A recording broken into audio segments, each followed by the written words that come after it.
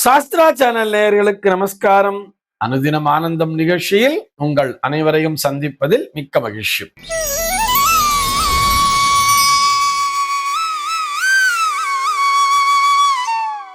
இன்று 22/11/2025 இந்த நாள் குறித்து பஞ்சாங்கம் என்ன சொல்றதுன்னு பார்க்கலாம் வாங்கோ. இன்றைய தினம் விஸ்வாவசு வருடம் கார்த்திகை மாதம் 6ஆம் தேதி சனிக்கிழமை. திதி பார்த்தோம்னா வளர்பிறை திதியை திதி மாலை 5:11 வரைக்கும் இருக்கு. அதனை தொடர்ந்து வளர்பிறை திருத்தியை திதியானது வந்து விடுகிறது. நட்சத்திரம் பார்த்தோம்னா இன்றைக்கு கேட்டை நட்சத்திரம் மாலை 4:44 வரைக்கும் இருக்கு. அதனை தொடர்ந்து மூலம் நட்சத்திரம் என்பதும் வந்து விடுகிறது. இந்த நாள் முழுவதுமே ஒரு சித்தயோகம் கூடிய நாளாக அமைந்திருக்கிறது. இது போக பஞ்சாங்கத்திலே வரக்கூடிய யோகம் அப்படின்னு சொல்லி பார்த்தோம்னா இன்னைக்கு சுகர்மம் அப்படிங்கிற ஒரு நாம யோகம் பகல் 11:15 வரைக்கும் கொடுத்திருக்கா. அதனை தொடர்ந்து திருதி அப்படிங்கிற ஒரு நாம யோகமானது வந்து விடுகிறது. கரணம் பார்த்தோம்னா கௌளவம் அப்படிங்கிற ஒரு கரணத்தை கொடுத்திருக்கா. இந்த நாளானது ஒரு சமநோக்கு நாளாக அமைந்திருக்கிறது. இன்னைக்கு என்ன ஸ்பெஷல் அப்படின்னு சொல்லி பார்த்தோம்னா இன்றைய தினம் பஞ்சாங்கத்திலே திந்திரணி கௌரி விரதம் அப்படிங்கிறத கொடுத்திருப்பா. இது என்ன திந்திரணி கௌரி விரதம் அப்படின்னு சொல்லி பார்த்தோம்னா திந்திரணி அப்படின்னு சொன்னா அது புளி அப்படின்னு சொல்றோம் இல்லையா. திந்திரணிய விருட்சம் அப்படின்னு சொன்னா அது புளிய மரத்தை குறிக்கும். ஆக இன்றைய தினம் இந்த கௌரி விரதத்திலே பெரும்பாலும் இந்த புளியோதரைன்னு சொல்றா இல்லையா, அந்த புளி சாதம் சம்பந்தப்பட்ட அந்த நைவேத்தியங்களை செய்து விரதத்தினை மேற்கொள்வார்கள். இது போக புளிய மரத்தின் அடியிலேயே சென்று அமர்ந்து கொண்டு அங்கே கலசத்தை வைத்து ஆராதனை செய்து வழிபாடு செய்பவர்களும் இருக்கிறார்கள். நம்ம ஊர்ல இந்த சம்பிரதாயம் இல்லை. ஏன்னா நம்ம ஊர்ல பார்த்தோம்னா புளிய மரத்துல எல்லாம் பேய் வாசம் பண்ணிட்டு இருக்குங்கிற மாதிரி சொல்லுவா தெரியுமா. அதுபோல் இல்லை அப்படிங்கிறதுக்காக சொல்றோம். புளிய மரத்தின் கீழ் சென்று அமர்ந்து கூட இந்த விரதத்தினை மேற்கொள்ளுகின்ற பழக்கம் வட இந்திய கிராம பெண்களிடையே இருக்கிறது அப்படிங்கிறதுக்காக நினைவூட்டுகிறோம். இது போக நாளைய தினம் பார்த்தோம்னா ரம்பா திருத்தியை அப்படிங்கிறத கொடுத்திருப்பா. இந்த ரம்பா திருத்தியை பார்த்தோம்னா ஒரு வருடத்திலே 2 முறை வரும். அதாவது அந்த உத்தராயணத்துல பார்த்தோம்னா ஜேஷ்ட சுத்த திருத்தியைன்னு சொல்லுவா. சாந்திரமான மாதங்களிலே வரக்கூடிய அந்த ஜேஷ்ட மாதம், அதாவது வைகாசி மாதம் அமாவாசையை தொடர்ந்து வரக்கூடிய 3வது நாள் அந்த திருச்சியை நாளன்றும் ரம்பா திருச்சியைன்னு கொடுத்திருப்பா. அதே மாதிரி தட்சிணாயனத்தை பொறுத்த வரைக்கும் மார்கசிர சுத்த திருத்தியைன்னு சொல்றார். மார்கசிர சுத்த திருத்தியைனா கார்த்திகை மாதம் அமாவாசையை தொடர்ந்து வரக்கூடிய 3வது நாள். அந்த மார்கசிர சுத்த திருத்தியைங்கிறது நாளைய தினம் சம்பவிக்கிறது. நாளைக்கு இந்த ரம்பா திருத்தியை அப்படிங்கிறதையும் பெண்கள் மேற்கொள்ள வேண்டியது. இது என்ன ரம்பா திருத்தியினுடைய ஸ்பெஷாலிட்டி அப்படின்னு சொல்லி பார்த்தோம்னா இந்த ரம்பையை பத்தி நமக்கு தெரியும் தானே. ரம்பைங்கிறவ அந்த அழகி அப்படின்னு சொல்றோம். தேவலோக அப்சரசுகளுடைய தலைவியாகவே ரம்பையை பார்க்கிறார்கள். தேவலோகத்துல பார்த்தோம்னா கிட்டத்தட்ட 60,000 அப்சரஸ்க்கு மேல இருக்கலாம்.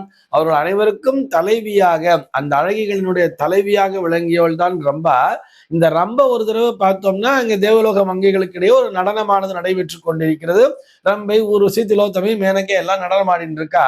இந்த ரம்பை என்ன பண்றான்னு சொல்லி பார்த்தோம்னா தன்னுடைய அந்த தலைமை பட்டத்திலே தக்க வைத்துக் கொள்ள வேண்டும்.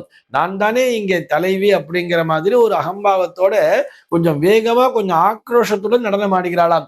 அந்த நடன விதிகளை எல்லாம் மீறி கொஞ்சம் வேகமா ஆக்ரோஷமா நடனம் ஆடினோட என்ன ஆகுதுன்னு பார்த்தோம்னா அவருடைய தலையிலே இந்த நெத்தி சுட்டி இந்த ஆபரணங்கள்லாம் அணிஞ்சிட்டு இருக்கா. சந்திர பிரபை மாதிரிலாம் அதெல்லாம் கீழே விழுந்துடுறதான். அதை பார்த்து மற்ற அப்சரசுகள்லாம் சிரித்தார்களாம். இதை கண்டு இவளுக்கு அவமானமாகி போய் விடுகிறது. இந்திரனும் கோபமா எழுச்சி போயிடுறா. இவ்வளவு அந்த இடத்த விட்டு வேகமா போயிடுறா. அதற்கப்புறம் மாலை பொழுதில போய் இந்திரனை போய் பார்க்கிறாளாம். இந்த மாதிரி நடந்திருக்கு சபையில, இதற்கு நான் மிகவும் வெட்கி தலை குனிறேன். என்னுடைய மனமானது மிகவும் சஞ்சலப்படுகிறது. நான் இந்த தேவலோக அழகியாக நான் எப்போதும், அதாவது அந்த அழகிகளுக்கெல்லாம் தலைவியாக இருக்க வேண்டும்ங்கிற அந்த ஒரு எண்ணத்துல, அந்த தலைமை பொறுப்பு அப்படிங்கிற அந்த ஒரு கர்வத்தில் நான் அந்த மாதிரி பண்ணிட்டேன். எனக்கு ஏதாவது ஒரு விமோசனம் சொல்லுங்க அப்படின்னு சொல்லும் பொழுது இந்திரன் சொன்னானாம், நீ பூலோகத்திற்கு சென்று அங்கே அன்னையை நினைத்து, பார்வதி அன்னையை நினைத்து விரதம் இருந்து பூஜை செய்வாயாக அப்படின்னு சொன்ன உடனேயே ரம்பை என்ன பண்ணாலாம், தன்னுடைய பரிவாரங்களோடு அந்த பூலோகத்திற்கு சென்று பார்வதி அன்னையை பூஜித்து தரிசித்தாளாம். அப்படி பூஜிக்கும் பொழுது அன்னையானவள் இவருடைய பூஜைக்கு மகிழ்ச்சியுற்று கையில ஒரு குழந்தையோட காட்சி தந்தாளாம். காத்தியாயினி தேவியாக காட்சி அளித்தாளாம். காத்தியாயினி தேவியாக ரம்பைக்கு பார்வதி அன்னையானவள் காட்சி அளித்து உன்னுடைய அந்த பூஜைக்கு மெச்சினேன்மா, நீ கேட்ட வரங்கள்லாம் கிடைக்கும், நீ எப்பொழுதுமே அந்த அழகோடும் பொலிவோடும் இருப்பாய், கலையுடன் காணப்படுவாய், நீ மனசஞ்சலத்தெல்லாம் நீங்கி போய் சந்தோஷமா இரு அப்படின்னு சொல்லி அந்த வரத்தை கொடுத்தாலாம்.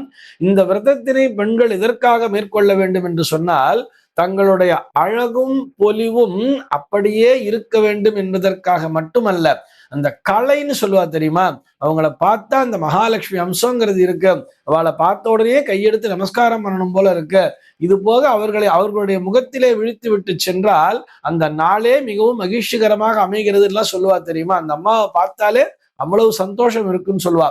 அந்த மாதிரி நம்மை காண்பவர்களும் மகிழ்ச்சியோடு இருக்க வேண்டும் என்று சொன்னால் நம்முடைய முகத்திலே அந்த கலையானது இருக்க வேண்டும், அந்த அழகு பொலிவோடு அந்த கலையும் இருக்க வேண்டும், மகாலட்சுமி அம்சம் நிறைந்திருக்க வேண்டும் என்பதற்காகத்தான் பெண்கள் இந்த ரம்பா திருத்தியை விரதத்தினை மேற்கொள்ள வேண்டும்.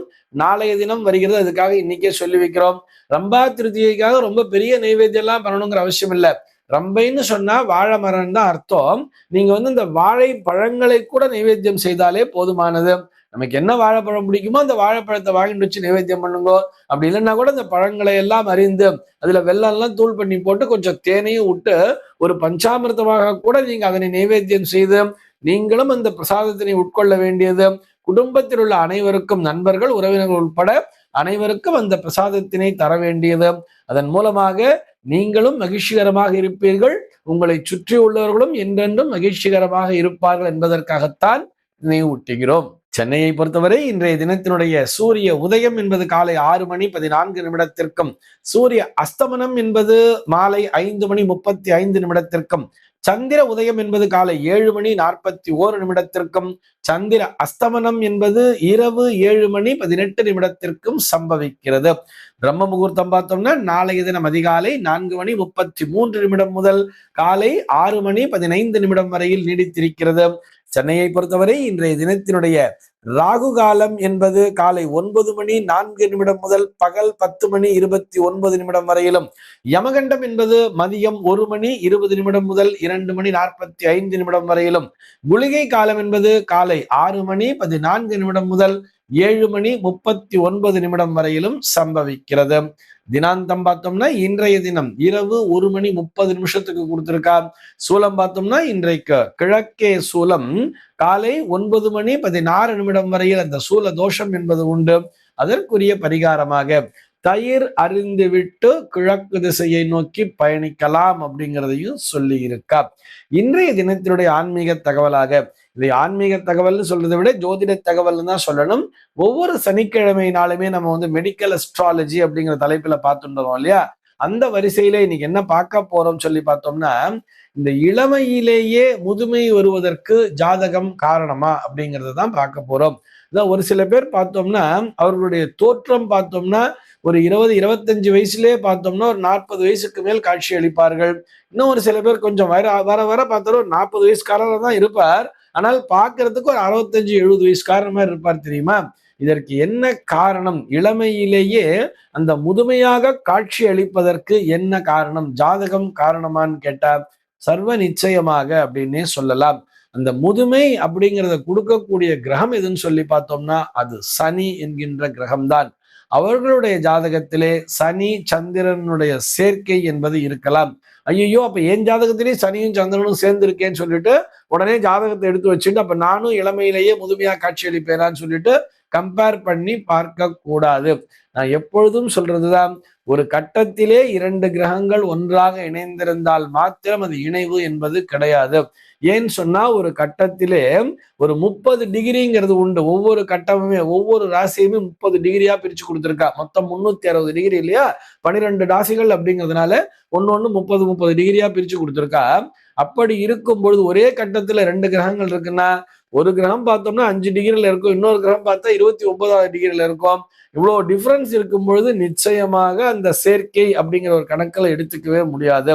இரண்டும் ஒரே டிகிரியில் இருக்கும் பொழுதுதான், சனி சந்திரன் இரண்டுமே ஒரே ராசியிலேயே ஒரு 16வது டிகிரியிலே இருக்கு, ரெண்டுமே ஒன்னா அப்படின்னு வரும் பொழுது அப்பையும் கூட பார்த்தோம்னா அந்த சந்திரன் லக்னத்துக்கு 6ஆம் பாவத்திற்கு அதிபதியாக இருந்தால் மட்டும்தான், அதாவது கும்ப லக்னக்காரனே வச்சுக்கோமே, ஒரு கும்ப லக்னக்காரர்களுக்கு 6ஆம் இடத்திற்கு அதிபதியான்னு பார்த்தோம்னா சந்திரனாக இருப்பார். அந்த சந்திரனானவர் சனியோடு ஒரே டிகிரியில சேர்ந்திருந்தார்னா இது போன்ற இளமையிலேயே முதுமை வருவதற்கான வாய்ப்பு என்பது உண்டு. அது கூட எப்பன்னு சொல்லி பார்த்தோம்னா அந்த சனி திசை என்பது ஆரம்பிக்கும் பொழுதுதான். இப்ப கூட அவர்களுக்கு சனி திசைங்கிறது வரலன்னு சொன்னா அந்த கவலையும் தேவையே இல்லை அப்படிங்கிறதுக்காக சொல்றோம். அதனால இளமையிலேயே முதுமை வர்றதுன்னு சொன்னா அதற்கு காரணம் சனி என்கின்ற கிரகம்தான். சந்திரன் என்பதுதான் மேற்தோலை குறிக்கும் அப்படின்னு கூட எடுத்துக்கலாம். மேல இருக்கக்கூடிய தோல் அப்படிங்கிற விஷயத்து மேல சனி சந்திரன் ஆகிய இருவருடைய தாக்கமுமே இருக்கும். இந்த 2 கிரகங்களும் ஒன்றோடு ஒன்று ஓவர்லாப்பிங்கா இருக்கு ஜாதகத்திலன்னு சொன்னா இளமையிலேயே முதுமை தோற்றம் என்பது கொடுக்கும். இவர்களுக்கும் பார்த்தோம்னா அந்த மனிதர்களுக்கே பார்த்தோம்னா அவருடைய லக்னாதிபதியாகவே சனி இருந்தாரே, ஆனால் ஒரு மகர லக்னம் அல்லது கும்ப லக்னத்திற்கு அதிபதியாகவே சனி இருந்து அந்த சனியினுடைய பலமும் அதிகமாக இருந்து அந்த வாழ்நாளிலேயே அவர்களுக்கு அந்த சனியினுடைய திசையும் வரும் பொழுது இவர்களுடைய மனதிலேயே எப்படி இருக்குன்னு சொல்லி பார்த்தோம்னா தங்களை கொஞ்சம் பெரியவர்களாக காண்பித்துக் கொள்ள வேண்டும். அதாவது இளமையோடு இருக்கணும் அப்படிங்கிறது முகத்துல ஃப்ரெஷ்ஷா இருக்கணுங்கிறது வேற. ஆனால் அந்த தோற்றம்னு வரும்பொழுது மற்றவர்கள் தன்னை மதிக்க வேண்டும் என்பதற்காக, அவர்கள் தன்னை வணங்க வேண்டும் என்பதற்காக என்ன பண்ணுவான்னு சொன்னா அவர்களே தங்களை முதுமையாகவே காட்டிக் கொள்வார்கள். வயசு சின்ன வயசுன்னு தெரிஞ்சா அவங்க நமக்கு நமஸ்காரம் பண்ண மாட்டாங்களே அப்படிங்கிற மாதிரியான எண்ணம் கூட அவர்களுக்குள்ளாகவே வளர்ந்து கொண்டிருக்கும். இந்த மாதிரி அந்த சனி என்கின்ற கிரகம் தான் அந்த முதுமையை தருவார். அதற்கு நேர் ஆப்போசிட் அப்படின்னு சொல்லி பார்த்தோம்னா எப்பொழுதுமே இளமையாக இருக்கணும்னு சொன்னா அதுக்கு அந்த சுக்கிரன் என்கின்ற கிரகம் தான் அவர்தான் துணை புரிவார். இது போக சனியை ஏன் தெரியுமா பிரதானமா வச்சிருக்க அந்த முதுமை தன்மை அப்படிங்கிறதுக்கு, அந்த கவலை அப்படிங்கிற ஒரு விஷயம் இருக்கு தெரியுமா. மனதிலே ஒரு கவலை தோன்றுகிறதுன்னு சொன்னா அதற்கு முக்கிய காரணம் சனியாகத்தானே இருக்கும். அதாவது நம்ம இந்த ஸ்கூல்ல எல்லாம் படிச்சிருப்போம், பிசிராந்தையார் அப்படிங்கிற ஒரு கதையை படிச்சிருப்போம். கோப்பெருஞ்சோழன் பிசிராந்தையாருடைய ஒரு நட்பு கதையெல்லாம் படிச்சிருப்போம். அந்த பிசிராந்தையார் பார்த்தோம்னா அவருடைய தலைமுடி ஒன்று கூட நரைத்தே இருக்காதாம். அதற்கு காரணம் என்னன்னு சொல்லி பார்த்தோம்னா அவர் எப்பொழுதுமே கவலைப்பட்டதே இல்லையாம். கவலைப்படாத அளவிற்கு அவருடைய மனைவி மக்கள்லாம் அவரோடு மிகவும் நெருக்கமாக அன்போடு பாசத்தோடு வாழ்ந்தார்கள் சொல்றார். ஒருவனுக்கு மனக்கவலை என்பது வந்தாலே அவருடைய முடியானது நரைக்க தொடங்கும் அப்படின்னு சொல்றார். அதாவது முதுமை என்பது வர ஆரம்பித்து விடுங்கிறார். அப்போ கவலை இல்லாத மனிதனாக இருக்க வேண்டும் என்று சொன்னால் அதற்கு அந்த சனியினுடைய துணை என்பது வேண்டும் தானே. சனியினுடைய பலம் அதிகரிக்க அதிகரிக்க சனியானவர் இவர் மீது சோதனைகளை தர தர மனதிலே கவலை என்பது வரும்பொழுதுதான் அந்த முதுமை தன்மையும் என்பது வந்து விடுகிறது. அதனால எப்பொழுதுமே நாம் கவலை இல்லாமல் இருக்க வேண்டும் என்று ஆண்டவனை பிரார்த்திப்போமாக. இந்த தகவலோடு இன்றைய தினம் உங்களிடமிருந்து நான் விடைபெற்றுக் கொள்கிறேன். மீண்டும் உங்கள் அனைவரையும் நாளைய தினம் ஒரு சுவாரஸ்யமான தகவலோடு சந்திக்கிறேன். அன்பர்கள் அனைவருக்கும் அனுதினமும் ஆனந்தமாய் அமைய பிரார்த்திக்கிறேன்.